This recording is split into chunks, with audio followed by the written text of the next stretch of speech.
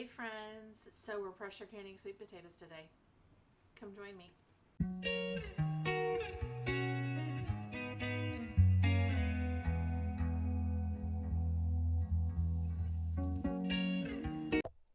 Okay, so I'm also going to clean and so if this was spring, what I just pulled off of my potato, I would put these in water and grow roots and plant them. These are I got from one potato slip. I got that, and I got this. Now, this one was weird. I dug it up. It grew at a really strange angle, and then I accidentally hit it with my shovel. So I got out of one of these slips that I grew. I put this in a ball jar, and I basically grew roots for it, and I grew 3 sweet potatoes. So these are known as sweet potato slips. If it was spring, I would put them in the water. However, it is not spring, so I will do that later in the winter. But for now, I'm going to clean these sweet potatoes. I'm going to peel them, cut them up, and we're going to pressure can these.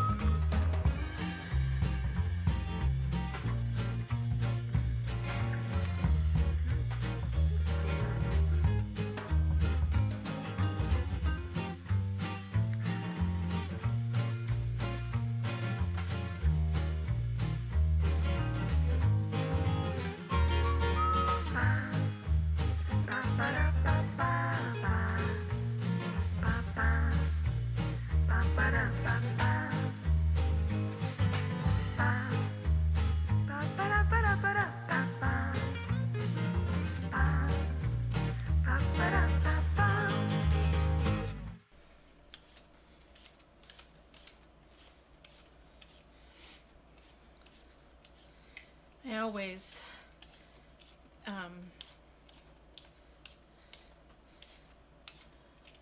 do my peeling over the trash can, just because I don't want these peels. My mom always told me, don't ever put peels down the garbage disposal. And when I tried it one time, I learned why, and I also learned how to unplug a kitchen sink because they did not go down. So I always, from that point on, from the time I had to learn how to clear out a kitchen sink on Thanksgiving. That was so much fun. I don't ever put peels in the garbage disposal anymore. I'm sure if you have a heavy duty one, it probably would take care of it, but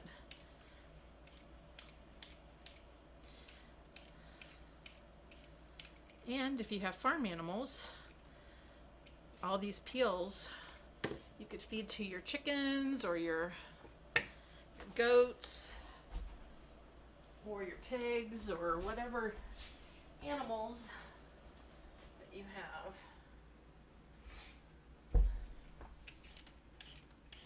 And I'm always multitasking, so I'm making dinner right now while I am,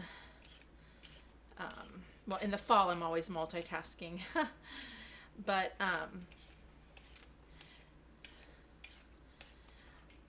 I am typically, I get dinner started and then I will work on, while dinner's cooking, I will work on whatever it is that I want to can or preserve, and I will get it started and then I will eat. So that I can, I mean, I can't go anywhere really if I'm pressure canning. So my dining room table is right by my kitchen. And I'm going to cut these spots. When I cut it up, I'll cut those spots out.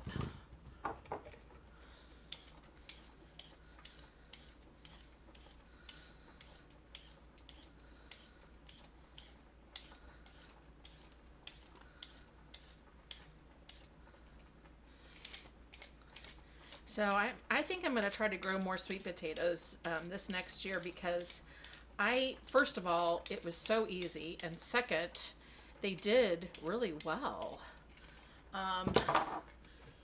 And it didn't cost me anything. So I'll probably get a couple more sweet potatoes from the CSA, and I will just let those sit in the pantry and harvest whatever slips come off of those. And if I don't have any slips, I will, I've seen a couple different places. I've seen Rachel on that 1870s homestead start her own slips, and also I'm trying to think who else I've seen start their slips that way, but anyway. And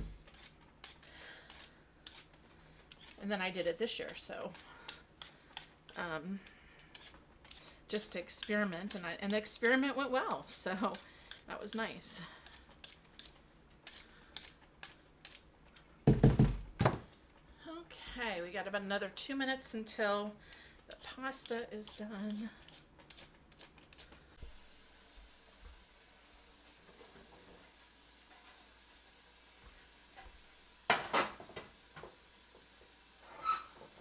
Okay, so I am boiling water, and in the ball canning book it says that we're supposed to hot pack it. So hot packing is you want the water. Now the potatoes aren't going to be cooked, but the jars need to be warm. So I have a little bit of water in here, and I am going to warm the jars.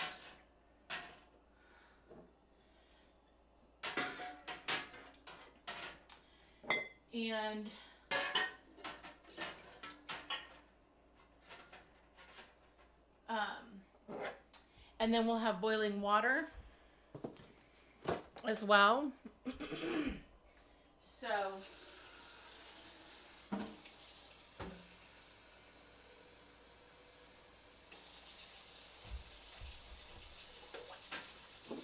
just want to make sure that the jars are warm, that the water is warm, so that when we put it in the pressure canner, everything is warm Um, so we're going to heat that up. Okay.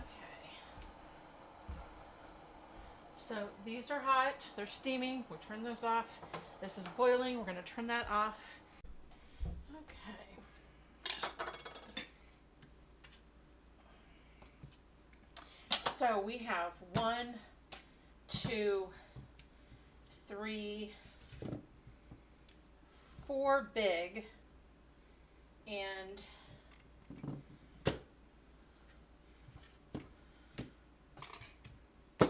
1, 2, 3, 4, 5 medium and 3 small. Okay. Now let's start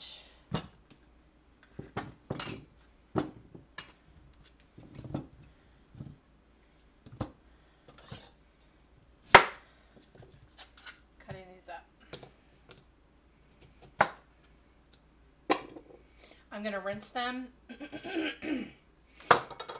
one more time before I put them in the jars.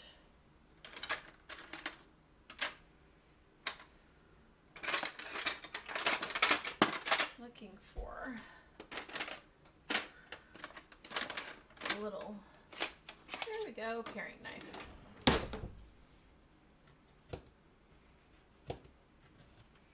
To cut off all these little spots.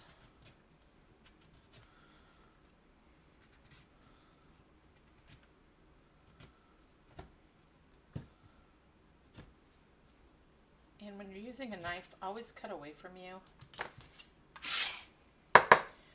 I used to work in an emergency room, and I have seen more injuries of people cutting themselves than I even care to mention.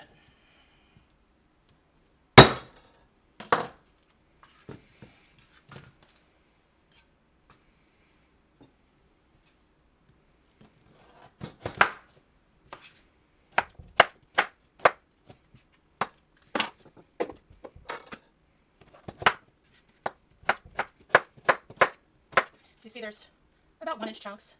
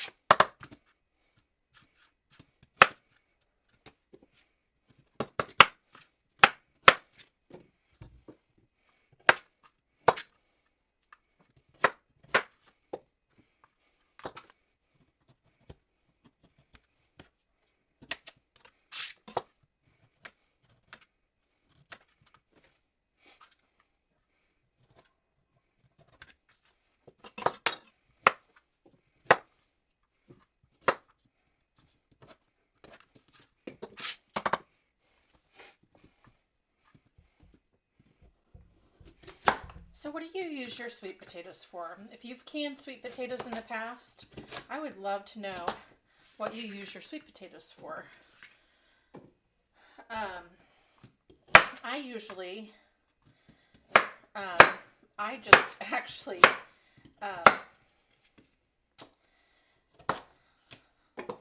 whoops, I typically will add some butter. I'll warm them up and I'll add some butter and a little bit of salt, and then I will make put some brown sugar on them and just kind of make a little sweet potato casserole. Sometimes I'll add pecans to it, but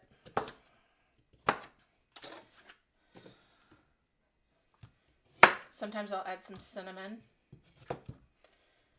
And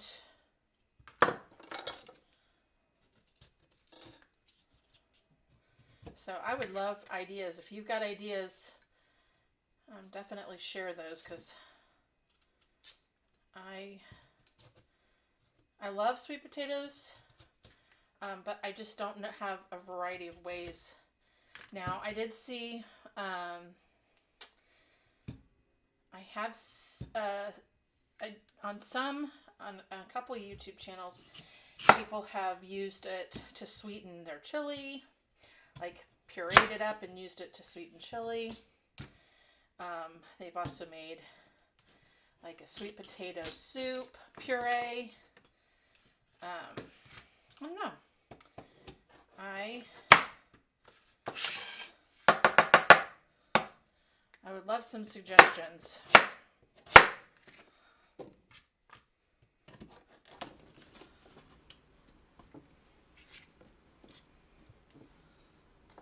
I'm gonna go get water.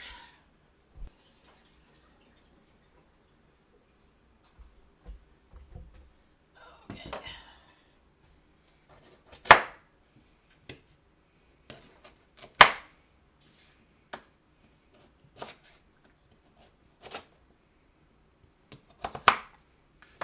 Okay.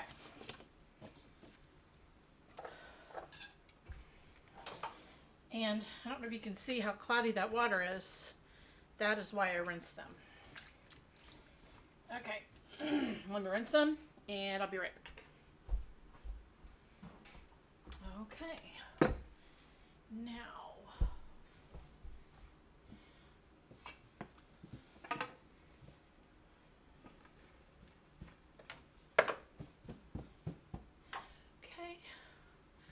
I am taking the jars out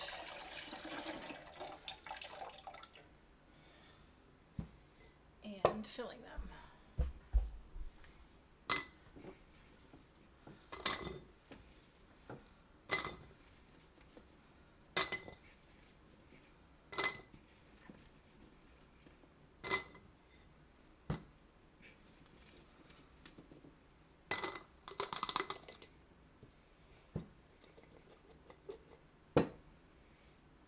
Okay, and we need 1 inch headspace. Okay.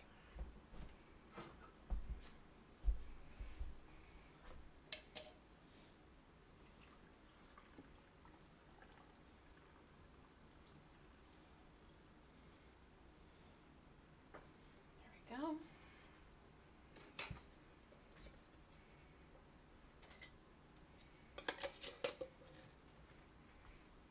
Put that back in the warm water. Okay.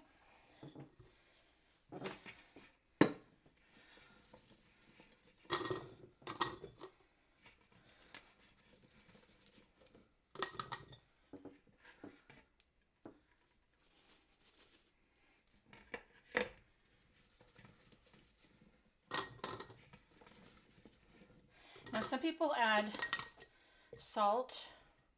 I do not.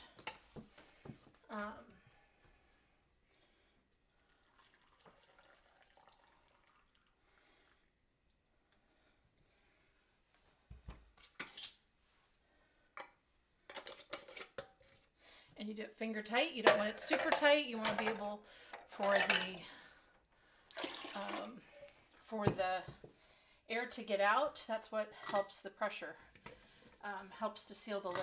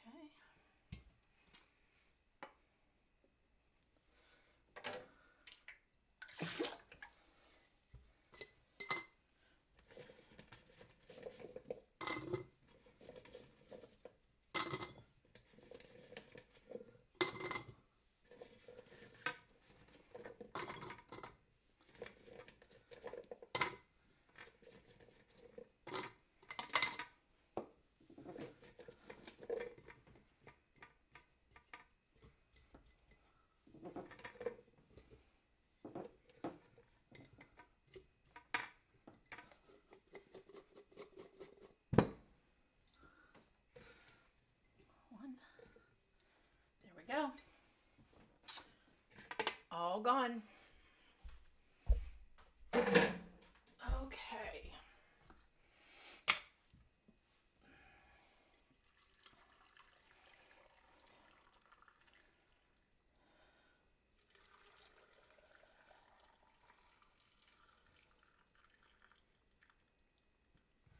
There we go. There we go.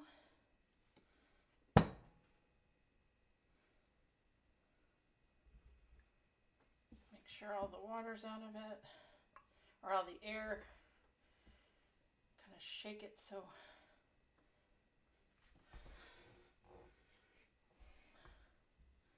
put a little bit more.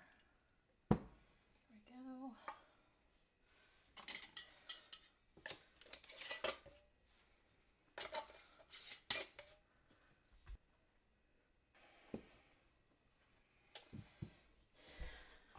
This is what it looks like. So we got 2, 4, 5 quarts. We're going to put the lid on. And I'm going to put it over here. So we're going to turn this on. And we are going to wait for this to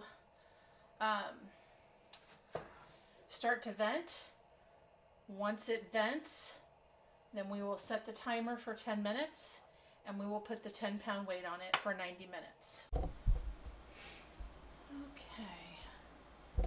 While I'm waiting on the pressure canner, I'm going to make sourdough.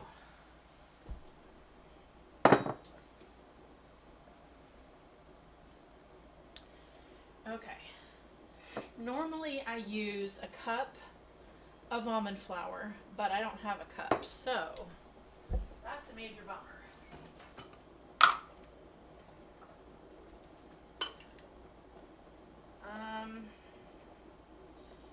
So that's about 2/3 of a cup, and we need 3 1/3 cup of flour. So when you're using almond flour, you want to double the amount. So this will be our 3rd cup.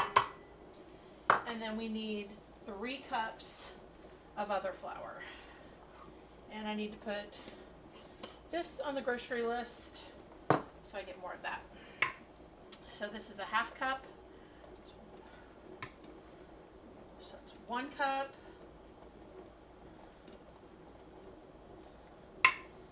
2 cups, and then I've got some coconut flour, so I'll use a cup of the coconut flour.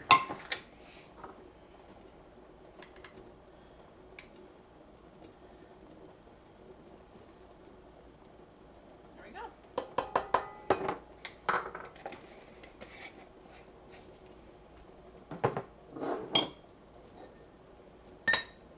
So there's the flour. Whoops. And then we need our sourdough starter. I'll show you what it looks like. You see all those bubbles? That's what you want. So we need 2 1/3 cup of starter.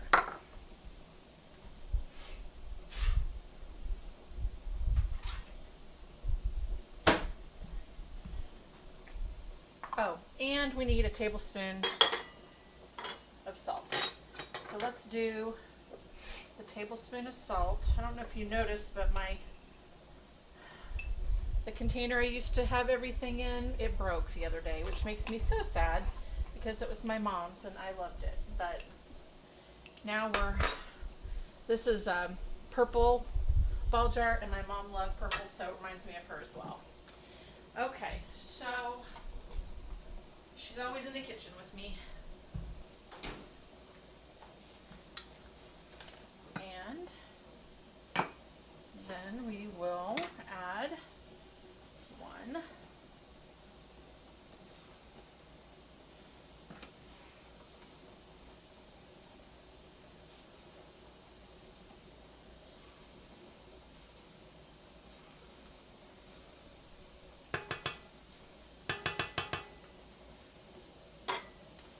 2.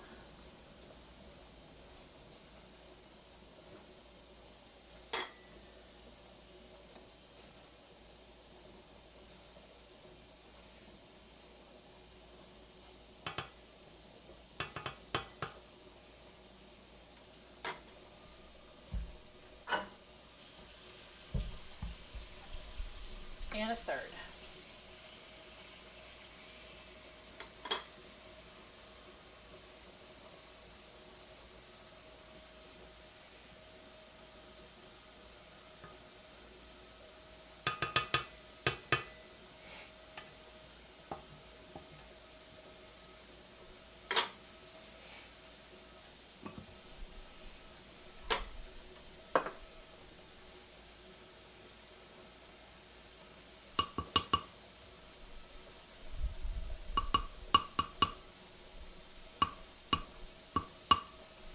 I'm going to feed this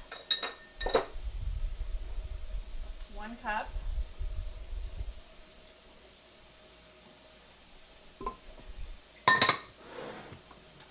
and then a half a cup of water.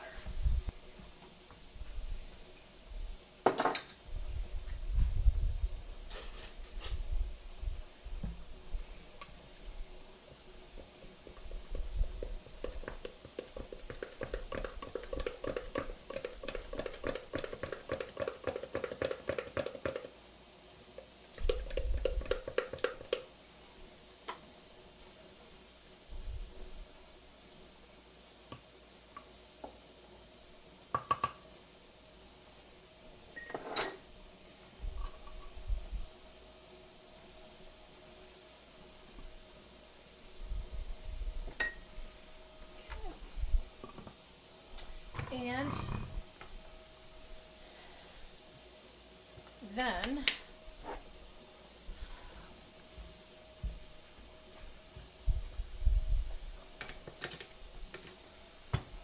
we also need water.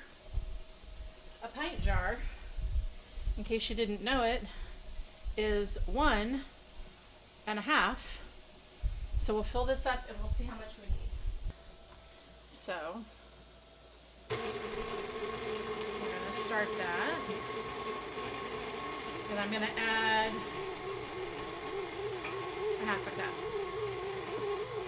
Actually, I'm going to add a cup.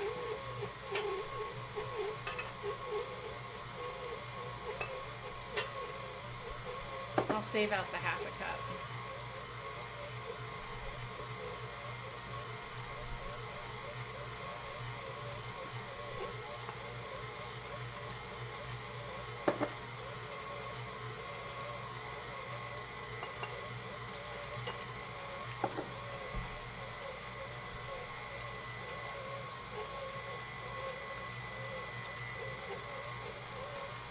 Okay, we gotta stop this for a second.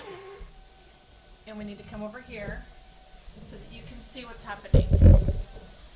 So do you see this? See how this is venting? So what we need to do is put this on now. Okay? And you're gonna see, whoops, I need to turn the timer off. Okay, now we need to wait until this starts to go like this.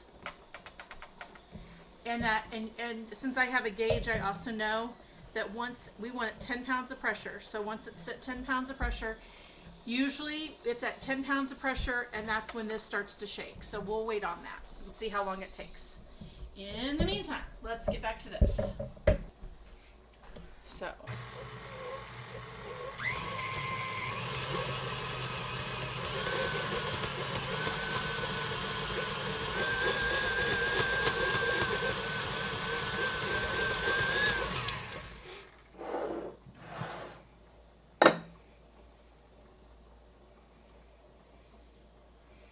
I'm going to add just a little bit of flour.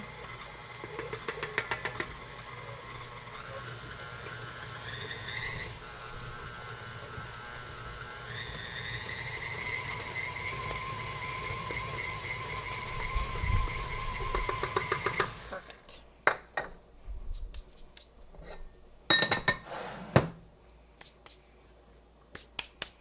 Well, that's a mess.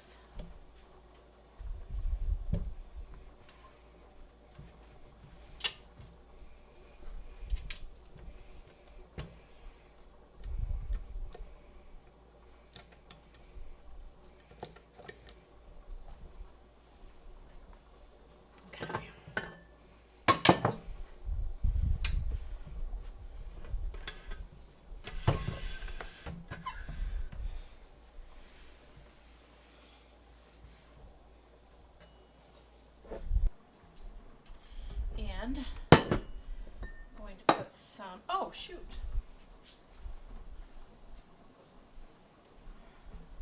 This stays here. I'm gonna put a little bit of flour here. I wish I had like a really nice cutting board, or I would like to get a like a cutting, like a, not a cutting board, but like a cover, so that I can do when I'm not using my stove, I could have like it covered. I don't know. We'll see.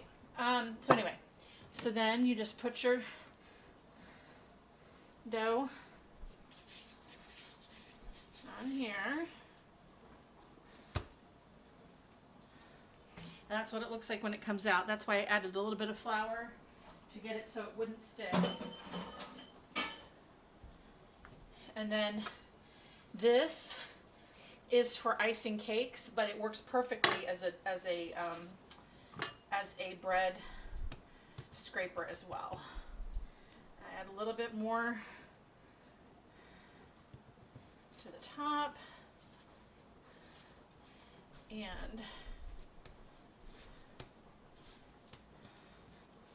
just knead it.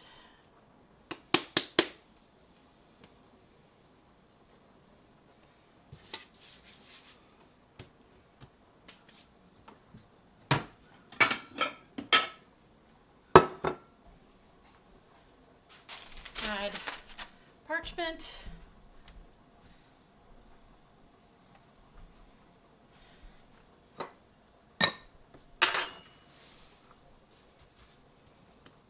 And I'm going to let this rise in the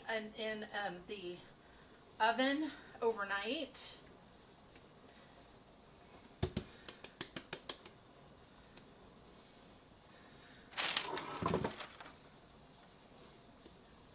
And I'm going to turn the light on, but I am not going to turn the oven on. Okay? So this is a pie sheet.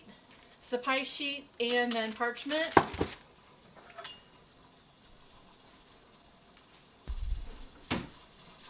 And then I just take one of my clean towels and